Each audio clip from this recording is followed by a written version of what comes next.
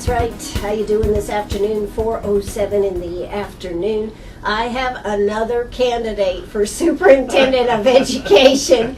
I'm with Tom Thompson here today. How you doing today, Tom? I am doing just fine. You didn't have to say it like that. I'm telling you, my calendar here is filled with candidates running for Superintendent of Education.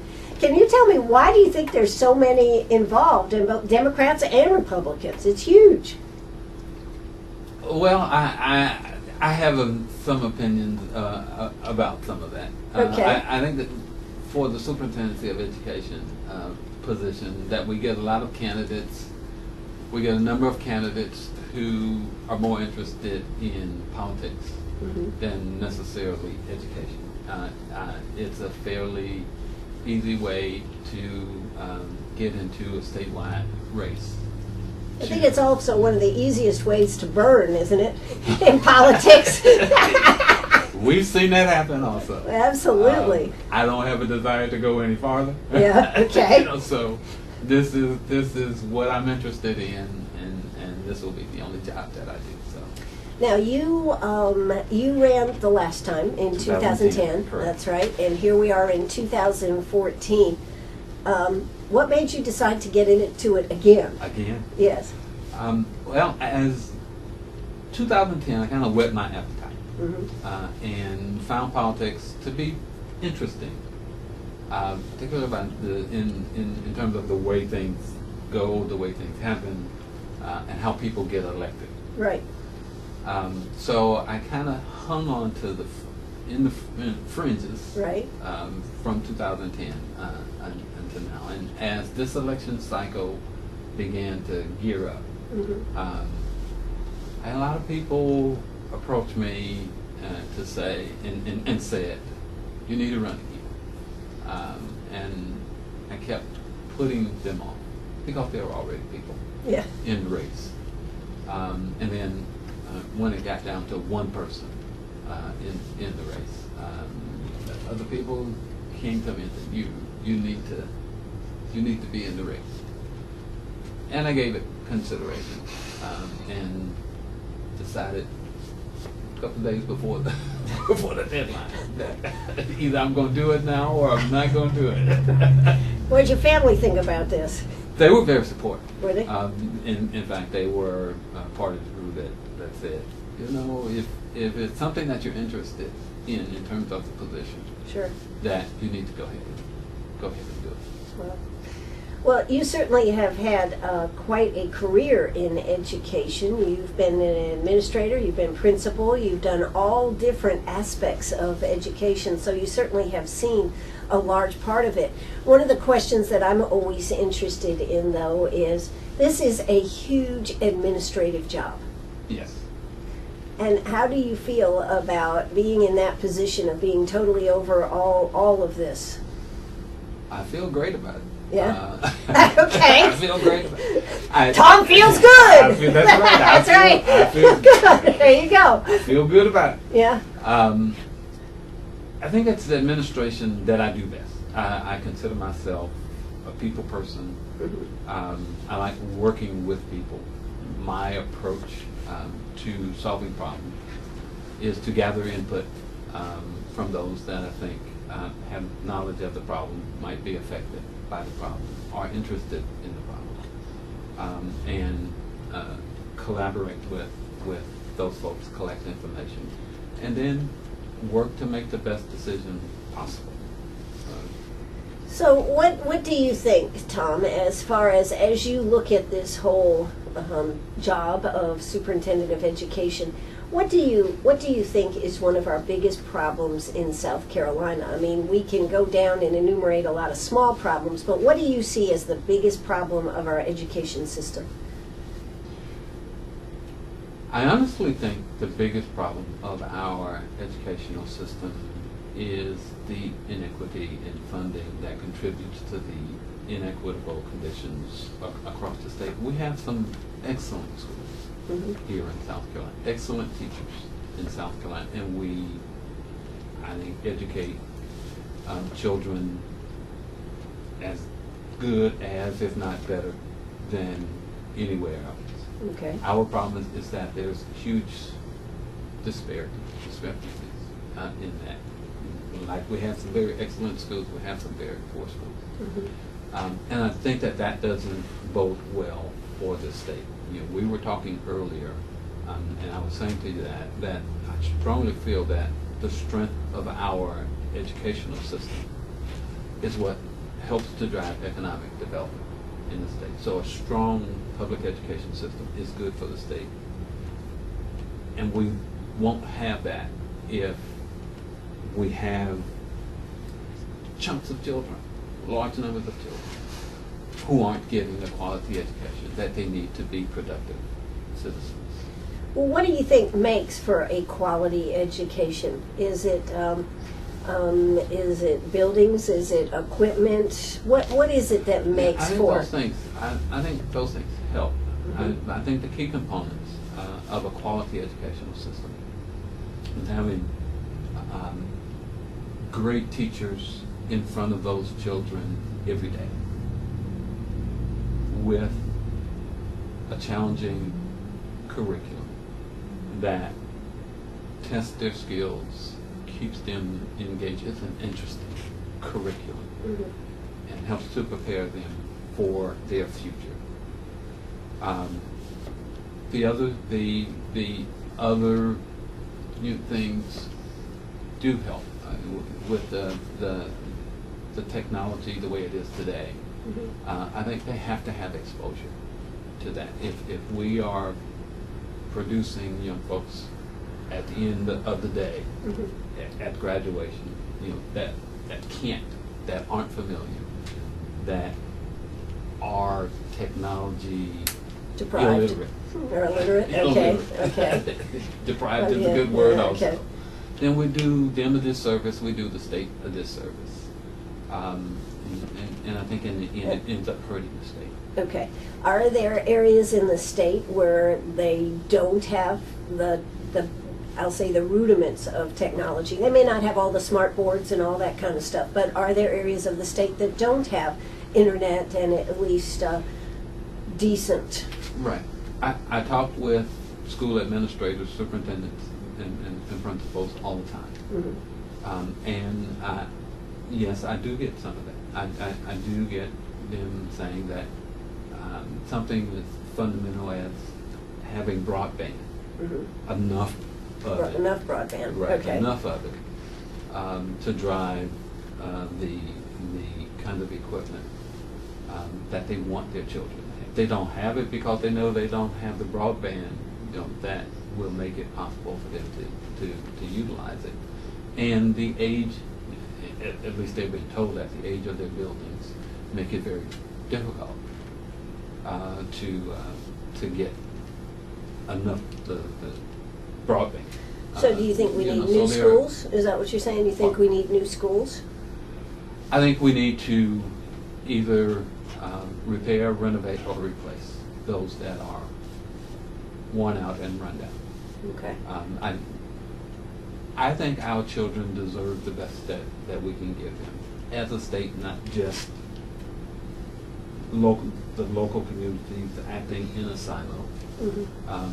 We were talking before, and we talked about who's responsible for public education in the state, and I think that it's a state problem. State problem. And the superintendent has to be part of that argument and the work that needs to be done across the state to create a strong public education system throughout the state. Well, I can give you an example of, we have McCormick, we have Abbeville, we have Greenwood, and we have Ware Shoals. Ware Shoals is probably the most economically deprived area that we have in our school systems here. And they just had a school, I just had the superintendent of schools on here last week. They just had an elementary school that got the Blue Ribbon Award, and their high school just got a Bronze Star. And they don't have the top notch of equipment and everything. What I think they have is a dedicated superintendent that inspires the teachers to go out there and give their best and give their all. And she really is I want to say a cheerleader and a champion. I'm talking about Faye Sprouse for her school system. So when we talk about new buildings and everything, I think we can have all the new buildings in the world, but the real thing we need is people that are enthusiastic about going to school every day. And I think that's all part of the environment that we ask young people to endure on a daily basis. I think that if the environment is inviting, we have outstanding teachers who are in front of them every day. They are challenged and they are interested and engaged. We can have those kind of results, but that doesn't happen everywhere. Okay, so as far as part of what you believe, I think, if I understand this correctly, that you believe in the dollars following the child as long as the dollars stay in the public school system. Correct. Okay. You are not for private schools having dollars come in from the public education. Not until we are certain that we have the strongest public education system that we can have. And as I said before, that is what helps to drive economic development in the state. By driving economic development, we create jobs. That's good for the communities. That's good for the state. That's good for children. Sure.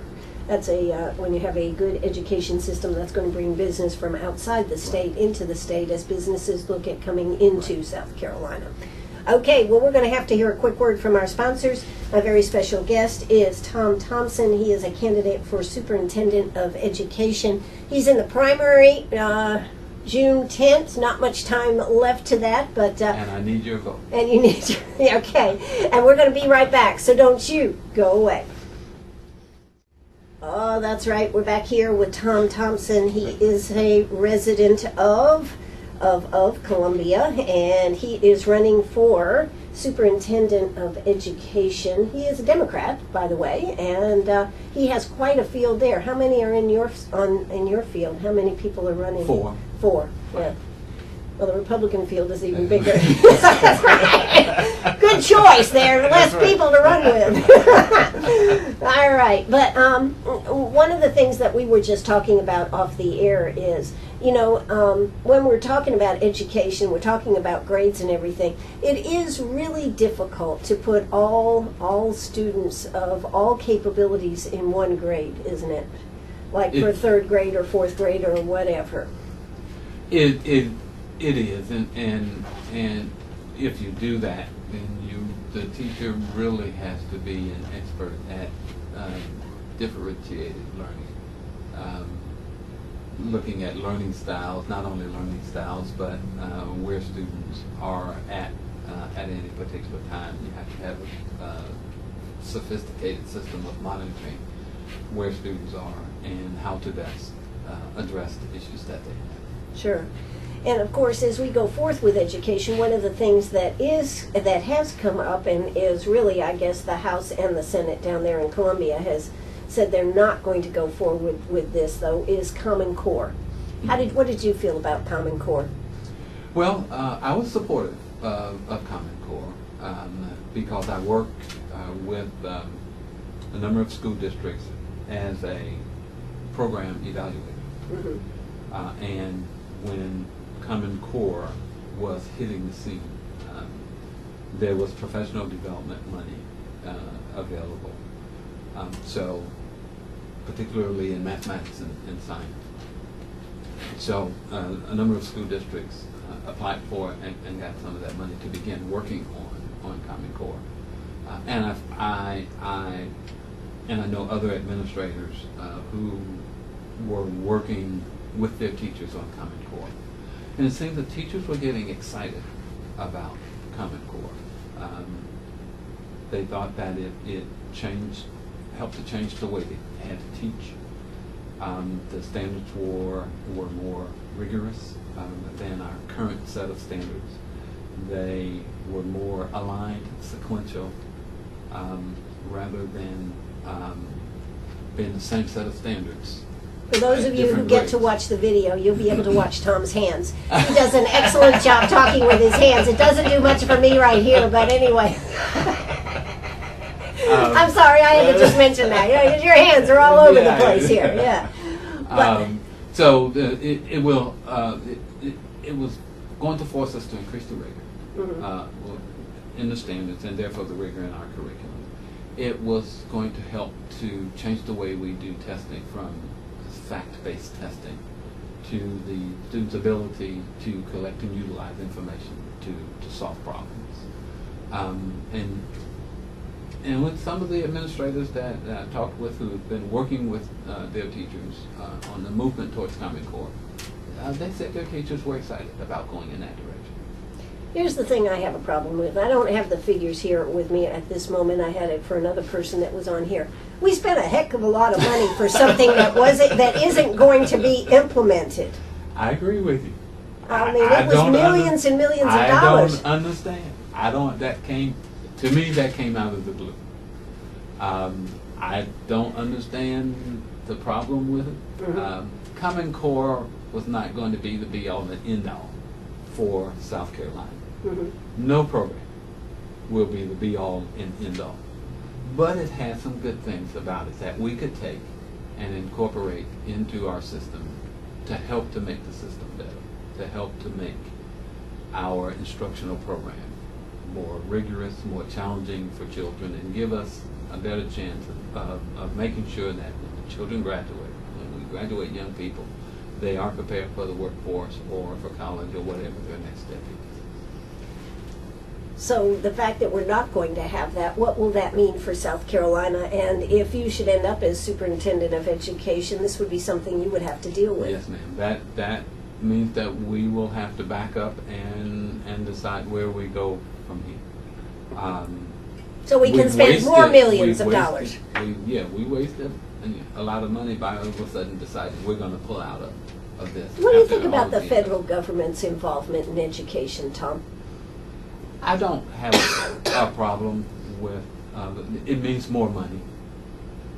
Yes, it comes with strings attached, but I've found in my experience, having helped to train lots of administrators and having been an administrator myself, that the really great administrators take those strings and they work it into what they've been doing already, so that they don't see it as a burden. It's just something. It's related to what we've been doing for a long time. So the extra money helps them to do a better job, to provide resources for the children and for the teachers that they feel they need. You realize that's not a popular position. I know that it's not a popular position, but having been an administrator and having helped to train administrators and being in constant contact with them, I see the difference. I see those administrators who are fighting it and saying, this is just extra work, our teachers are overburdened, et cetera, don't do well with it, as opposed to those who are here and say, it's not that much different than what we've been doing. So now I have extra money to provide professional development for teachers, and it's turned out to be a good thing. All right. Well, there you go. If you have a question for Tom, give us a call, 229-7984. That's 229-7984. News is up. I'll get rid of the frog and be back. Arg, are you a pirate or a pack rat? Do you have a vacation of a lifetime sitting in the attic? Or a college tuition hung on a wall? Or is a fabulous retirement hidden in your jewelry box? Bring those items to Sharp Facets Gallery. We can establish value and buy from you or sell for you. And so ends another chapter at Sharp Facets Gallery, 72 Bypass, and on the web, sharpfacets.com.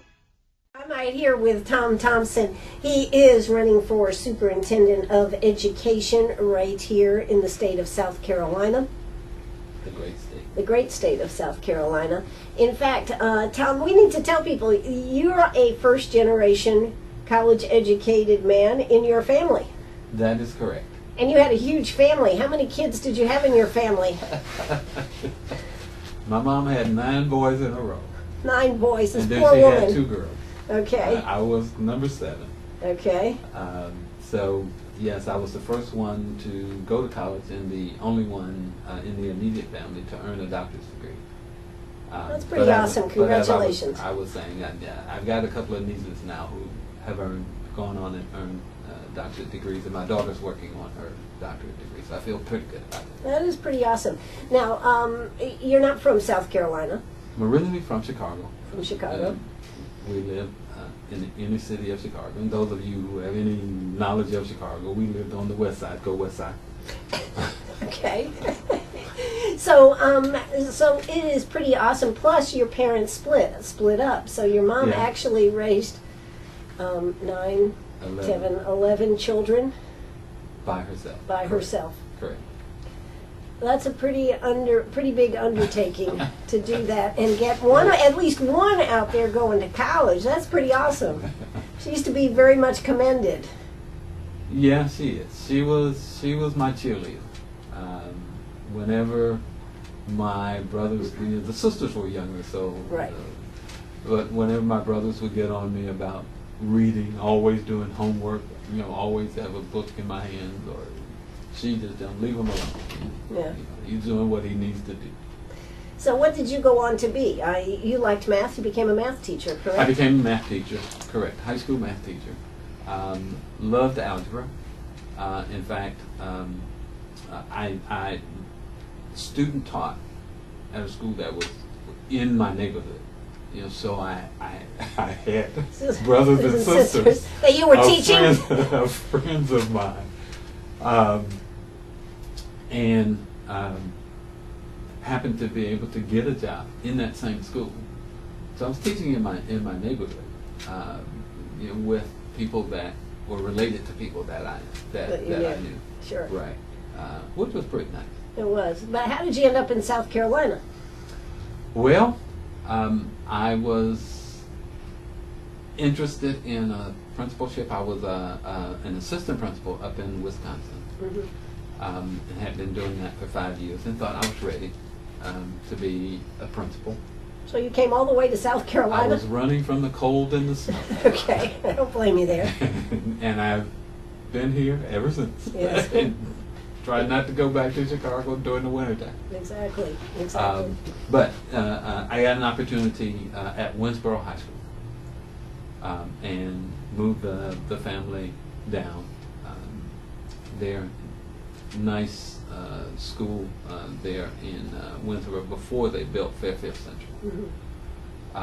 And had a great time there, and subsequently got offered a job by the State Department to go to a unit at the State Department that provided professional development for principals and superintendents. So I went from being a principal to helping other provide people. That's right. Yeah.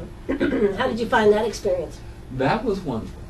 And it allowed me to meet so many other administrators and to travel the state, working with administrators in their schools, and traveling. It allowed me the opportunity to travel the country because I became coordinator of training programs. So my job was to scour the country for programs that were effective in improving the skills of administrators. So I'd go look, and if I liked what I saw, I'd steal it and bring it back to South Carolina. And we got some pretty good programs out of that. And we identified outstanding speakers and trainers. So that was my job. I loved it until the University of South Carolina came calling and said, "How'd you like to come to South Carolina University in South Carolina?" Yeah. And I always knew Yes. when I was finishing my own doctorate, Mm-hmm. I always knew someday you're going to wind up in a university 'cause that's a nice job. It's a nice job, That's yeah. a nice job. Well, they do have some issues down there, though. They have even more at South Carolina State, Right. where I was dean of school graduate studies. Right, yeah. They have, I don't know, what do The you kind think? of problems that they have at South Carolina State, the University of South Carolina can't conceive of. Right, exactly, exactly. All right, well, what do you think is, as we move forward here, we've kind of talked around, we've talked about you supported Common Core, you think the dollars should stay in the public school system. What other things do you think it will take to turn around the education system here? We often talk about third grade reading and being able to read by the third grade. How are we going to move our all children so that they are able to read, so that they're able to move forward here? One idea that I have that I think has a lot of promise is the early childhood education. But my vision Your vision. My Okay, I'm vision. looking for a My vision here, vision. Tom. Okay, for early childhood education is birth to kindergarten. okay. Not Should that we I- just give up not our that- kids? Not that I want your children, Yeah. not your babies in school. Right, But I think with the involvement of the public school system in the development or the education along those developmental years, with the parents, making sure that they know what needs to be done as children progress through those first 5 years, and that they have the type of resources that they need in order to do so, will help to have children, all children, prepared for kindergarten. And I think if we can get them in kindergarten at the level that we feel they need to be, we can finish the rest of the job. I'll give you an example. okay. I was indicating to you that prior to coming to South Carolina, I was in Wisconsin, a little town called Beloit, Wisconsin. They had a program there where when a child turned 2, he or she were eligible to come to the school, to the library, pick out as many books as they wanted to, take them home, keep them as long as they wanted to keep them, encouraging parents to read and to get the children accustomed to books, being read to, and beginning to recognize words and read themselves. Sure. That first day, that it wasn't exactly when she turned, Right. but the first day that she knew that she was going to be going, she was just so excited. One, because she was going to school with her brother, which was right up the street. Right, She was going to her brother's school, right. and she was going to get her own books and bring them back. And she never stopped reading. She more Like, that comfortable. was your daughter, right? That was my daughter. Yeah. My son's a different story. now, Yes, so. okay, all right, well, we don't have time for that one. But I guess my question to you is, though, Tom, it seems to me, in looking at this, as long as I've been looking at it, biggest part of our problem maybe is not the children, it's the parents. Getting the parents into the program, we have a whole generation of parents that I think don't really know how to be parents, and we have issues, and how do we address That's this? why I like the concept of the birth to kindergarten, Okay. because the work is directly with the parent.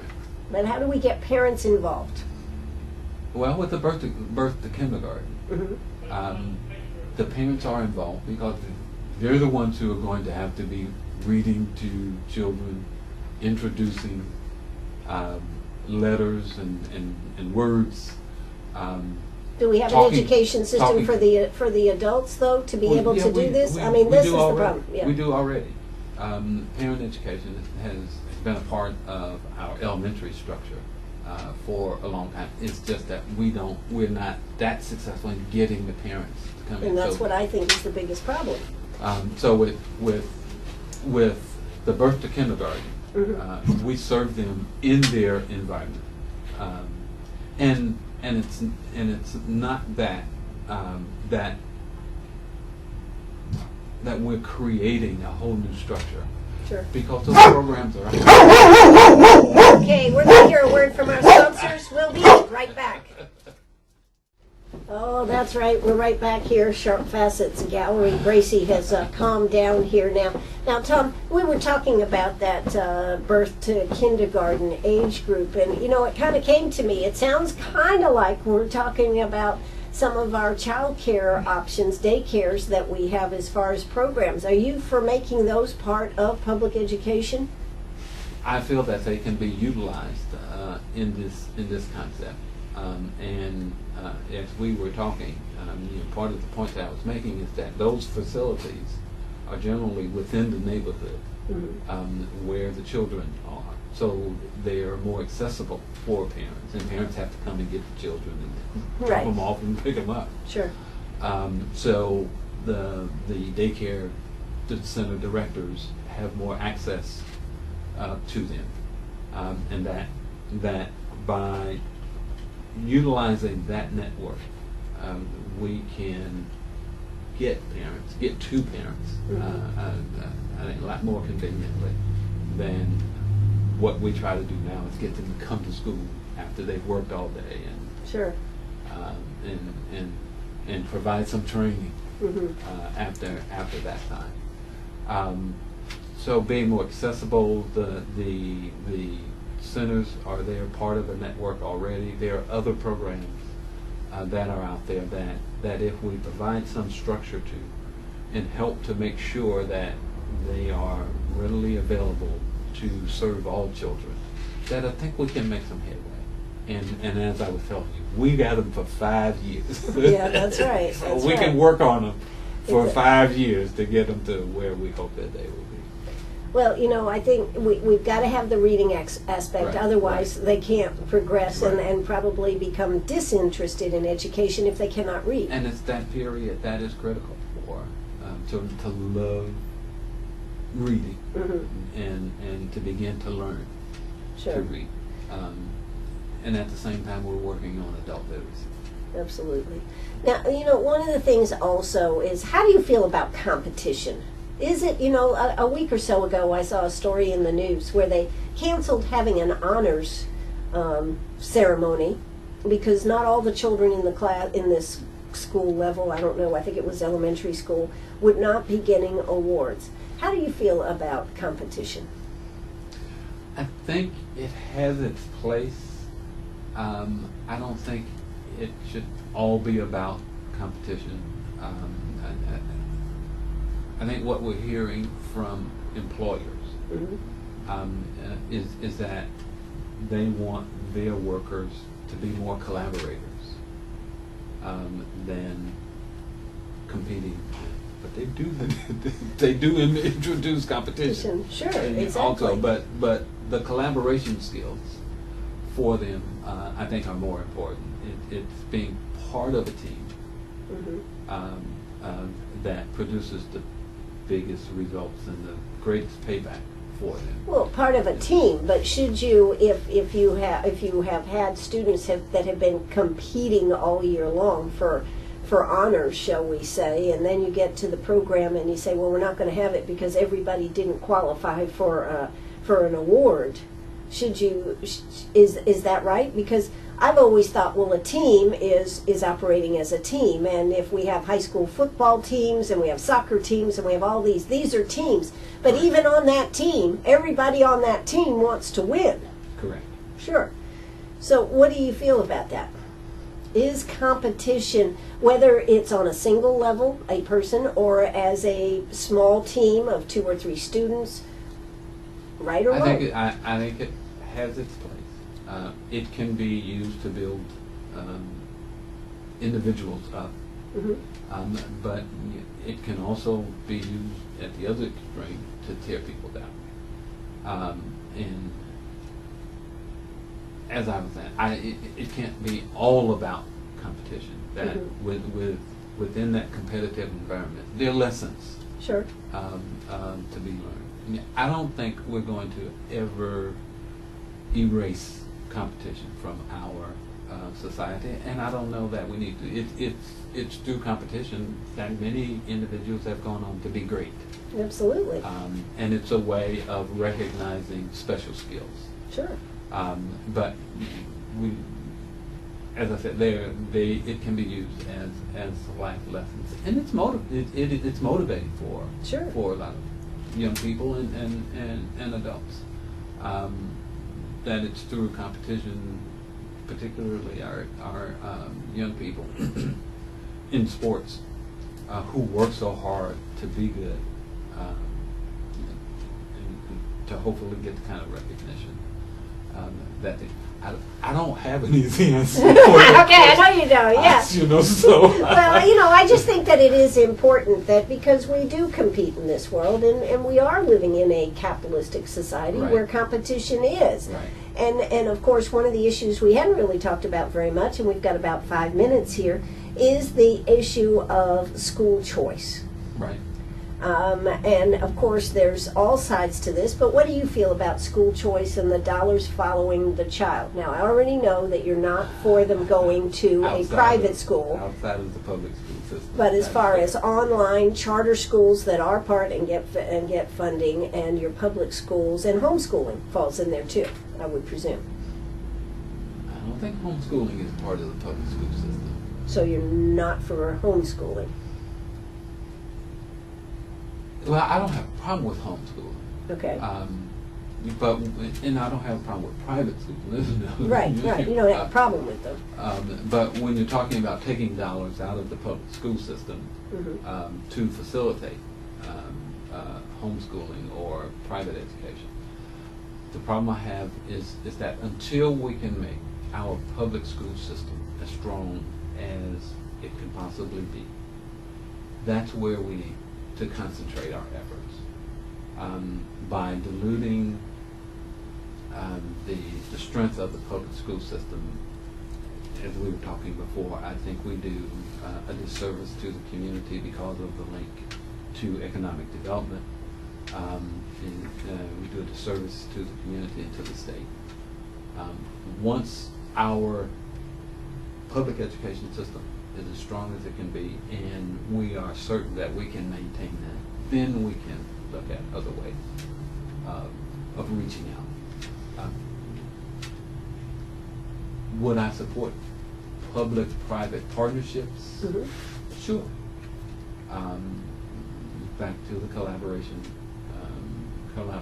issue. Okay. But taking resources out of the public school system, I think just does a disservice for the communities and for the state. Okay. All right. Let's see. What else do we need to talk about? And actually, I'm going to give you 2 minutes now to tell everybody why they should vote for Tom Thompson right here for Superintendent of Education for the great state of South Carolina in the upcoming primary on June 10th. That's the first step, right, Tom? That is the first step. Okay. Right. And I'm fighting hard. Okay. So hard. I'm tired. No. Okay. Go ahead, Tom. Tell us. Okay. Well, as I indicated, I am a staunch supporter of education, but particularly public education. I've been in this field for 34 years, having started as a high school math teacher, and going on to be a principal, State Department of Education employee, University of South Carolina professor, and Dean of School of Graduate Studies at South Carolina State, and in the field of those who are running for this position, my background is unique from the standpoint that I am probably the only one who has been involved in the training of school administrators to the extent that I have, and have the relationships out there with school administrators to forge teams Okay. we're talking about. All right, this is WCRS right here in Greenwood. I'm going to give you another minute here. Go ahead. Sorry, I just had to give that ID. To bring together some of our best administrators and teachers to work on the problems problems that we have. I've done it from a practical point of view as well as academic point of view, having written numerous articles and papers on educational issues. I am a dad. I have 2 children that came through the public education system. Weren't you a and granddad? have done well. I'm a granddad. Okay, I thought you were. Okay, go ahead, Tom. I'm sorry, I had to put that So out there. I like to serve the needs of serve their needs as well. And I just have a desire for the public education system to be the best that it can possibly be. I think our children deserve the best that we can give them. And I think that I have the skills and disposition and the knowledge to help the South Carolina system do that with the help, of course, of the people, of the administrators, and of the parents. So if you want to find out more about me, go to my website. It's www.tomthompson2014.com. There's lots of information there. Call me if you want my information is there. But certainly on June 10th, vote for me. Well, Tom, you certainly are an amazing individual. The fact that you were the first in your family to go to college, that you came from a single-parent family in the end, that you had 11 or 10 other sisters and brothers there.